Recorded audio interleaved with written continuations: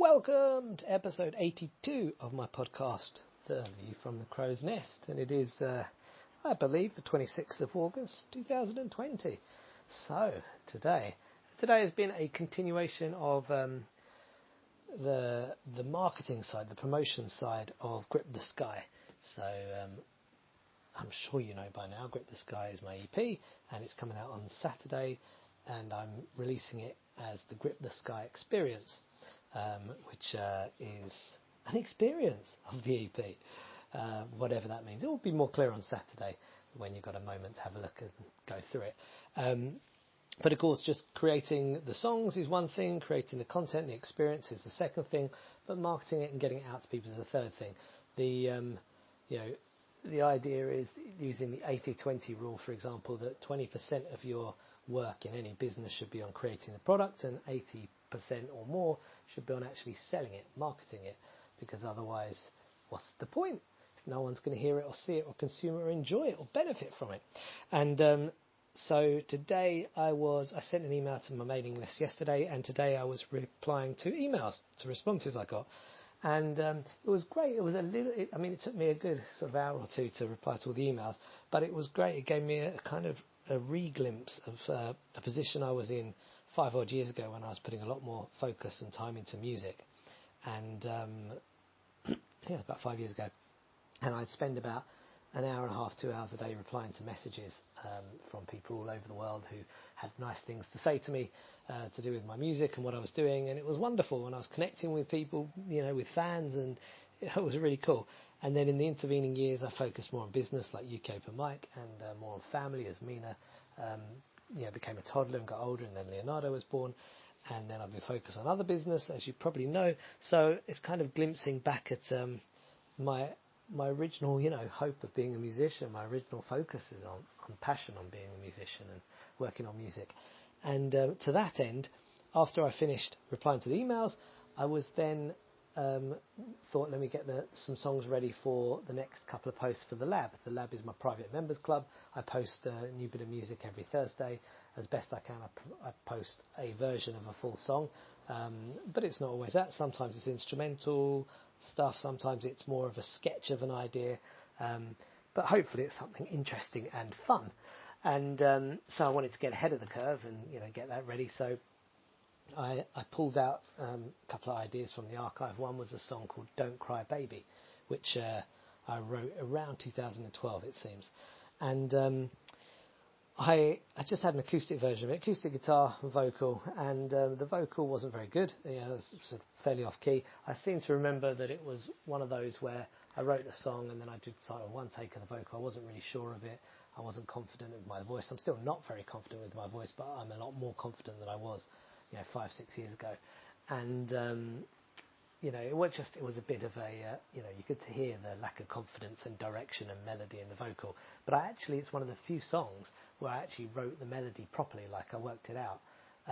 You wouldn't know it from that recording, but and so I knew that melody wasn't quite right.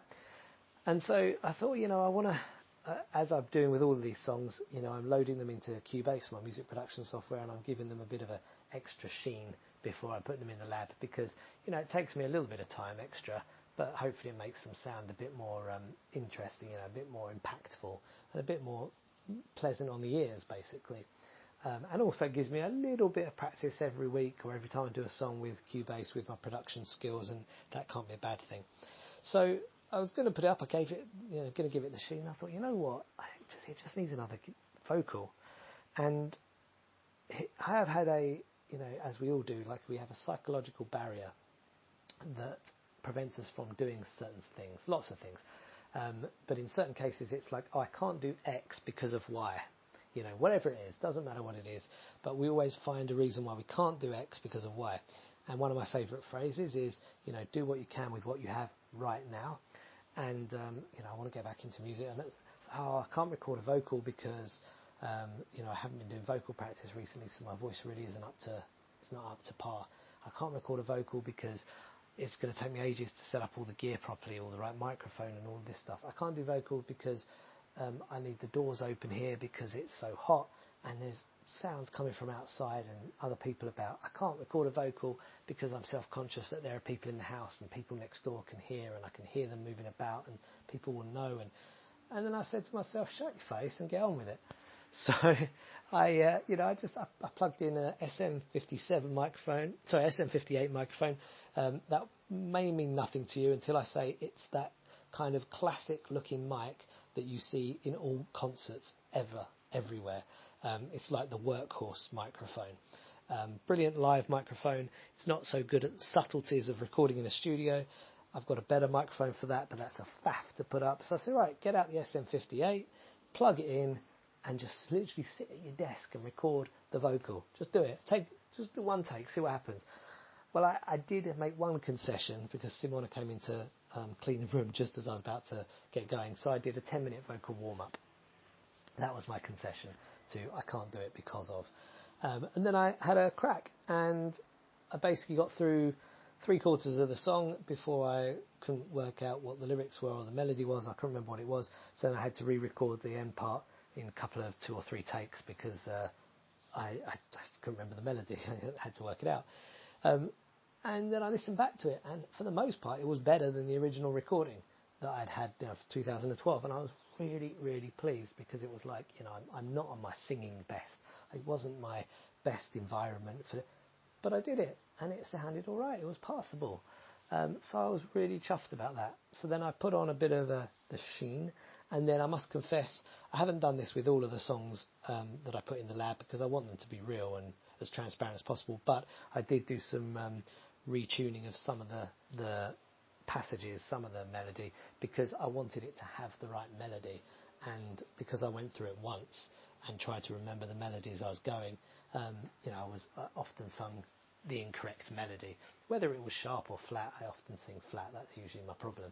But kind of didn't really matter. I wasn't quite on the melody on a few parts. But for most of it, 80% of it, I left it as it was, which isn't perfectly in tune, but it's real and it's natural. So that for me was quite a big step, to do that. And it's just shown me, it's like proving to yourself, I don't need to wait. I can just start recording vocals again. So that was the first vocal I've recorded in probably all year, probably a year or more.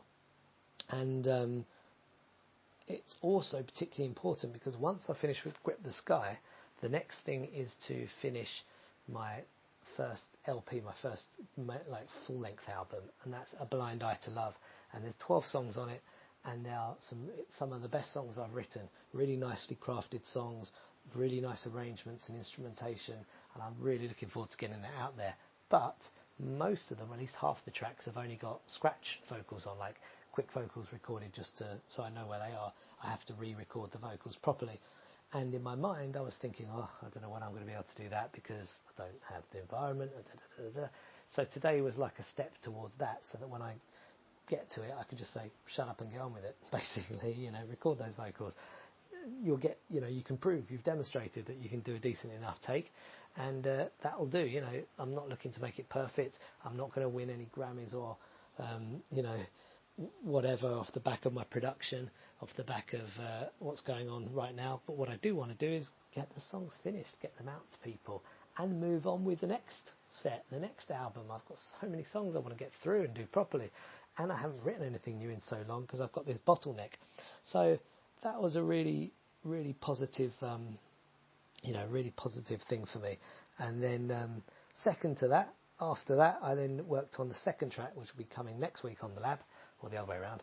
And it's a track called The Farm, which is a very, very old track of mine. Back when everything I did was basically like a Zeppelin-esque riff, or it was all riff-based, and it was all kind of unison. Unison means that the guitar and the bass play the same line at the same time, and riff generally means it's generally, not always, but kind of single note stuff. Think like Whole Lot of Love, that's kind of a classic quintessential riff. And that's how 20 odd years ago I wrote everything. And it was really nice to re-listen to a song which is full of riffs. There's about 5 or 6 different riffs in this song, maybe even more, and it's just riff-tastic. And but the really cool thing, apart from hearing that, was production-wise, apart from vocals, my biggest challenge has always been beats. I suck at beats, and so recently, in the last year or so, I've been really trying to push myself into getting out of my comfort zone and learning how to deal with beats electronically. So the album A Blind Eye to Love was all recorded with it was an experiment with a pedal where you plug in your guitar and you play something and teach the pedal the chords, and then the pedal will come up with a bass line and a drum part for you. And it's better than I'd done before. It was a better option than I'd had previously. I still couldn't get my head around drum loops, but it still doesn't sound great. And then I started trying to get into drum loops, and the last attempt at the farm that I did, which was about a year and a bit ago, the last version of it, I had like drum loops playing, and they're all right, but not great. But now, still a bit of a cheat and ease actually, but I'm using a tool called Groove Agent, which is a drum machine within Cubase by the company Steinberg, who makes them both. And what I didn't realise up until recently is it's just got this really cool kind of setting. You load it in, but basically got these drum patterns that sound very, very human, very, very real. And you can put a couple of settings where it varies them every like few bars, and at the end of every fourth bar, so it does a little fit. Basically, it makes it sound like you kind of got a real drummer going on there. So I found a beat, and I kind of got the right, swing to it, so the snare hit more or less in the right place. I didn't spend a long time on it because it's just a kind of a demo really, but it sounds much better than the thing that I had before. And then I did a little quick production sheenery on it, over the top I think actually, but nonetheless just give it a little bit of oomph, and it just sounds cool. And so again, that was another real kind of like notice of my skills improving and the speed at which I can get something sounding much better than years ago. It would have taken me so long to try and get it to sound like that, whereas now I'm getting a decent enough sound, a passable sound, kind of pretty quickly. And crucially, I'm starting to get on top of these drum beats, or at least I'm on the learning curve now and I'm getting it. So that moving forward is really exciting to me, because that's going to unlock the potential to write songs faster, to record songs faster, and to get them sounding better, quicker, which means I can get through them quicker, get them out quicker, and move on to the next ones quicker. So I'm really focused on my music at the moment. My music theory study, I studied again today, and it's going well. I'm taking on board, I've basically got the major scale modes in my mind now, and if you don't know what that is, don't worry. I didn't really up until about 3 or 4 days ago, so it doesn't take long to get your head around them, and they've all got crazy Greek names like Ionian and Lydian and Mixolydian and Aeolian, and cool names, Phrygian, Dorian, Locrian. I've gone through them all.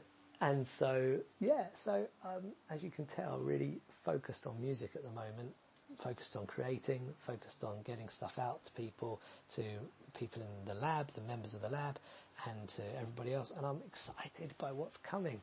All I need to do now is balance that with getting more clients for Audience Ninja, so that we can have some revenue coming in and be able to afford to eat and stuff for the next few months. And then hopefully the open mics will start up again, and then we can bring that UK open mic back online, and that would be a huge help, and then I can really focus on music. So yeah, that's me. That was my day. I'm kind of starting to get back into being, dare I say it, a musician again. I created music today, I recorded music today, I produced music today, I spoke to fans today, I responded to nice comments from people today. It was a good day. So more of the same, basically. Well, that's me. If you're about on Twitter, do come and say what's up. Tell me if you've interacted with any of these things, because I'd love to hear your feedback. And that's